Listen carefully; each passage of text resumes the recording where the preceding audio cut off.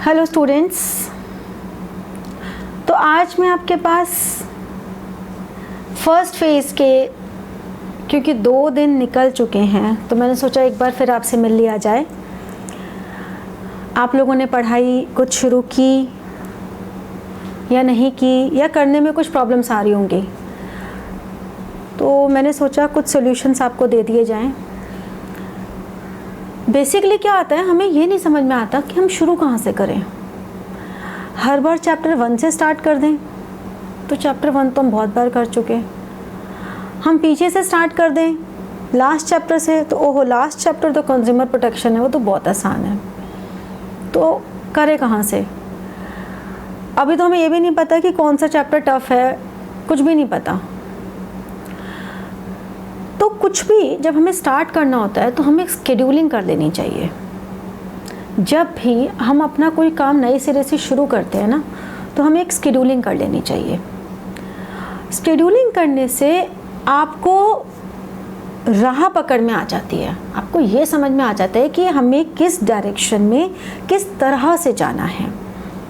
ठीक है, जैसे कि मैं आपको एक दिखाती हूँ।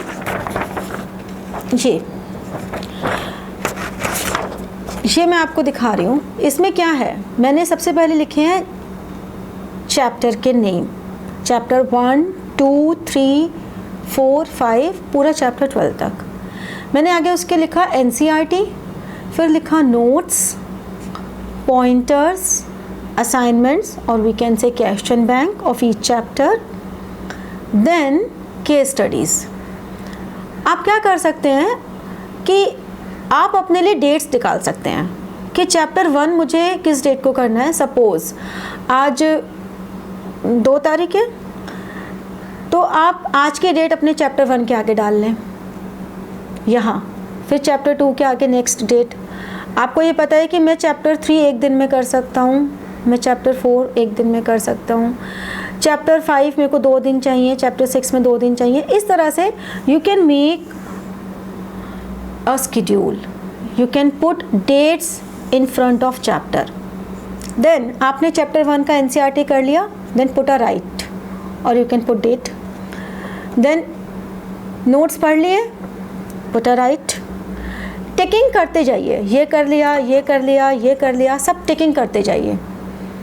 अगर आपने एंड ऑफ द डे में यहाँ तक का सब टिकिंग कर ली, you will feel accomplished। और इसके लिए मुझे कोई ज़रूरी नहीं है कि मुझे पूरा दिन बैठना है।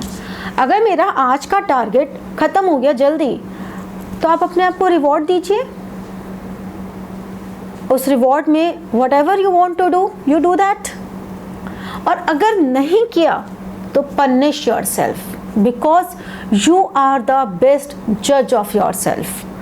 Any teacher, your parents, your brother, your sister, your friends can't जज you, you can judge yourself very well।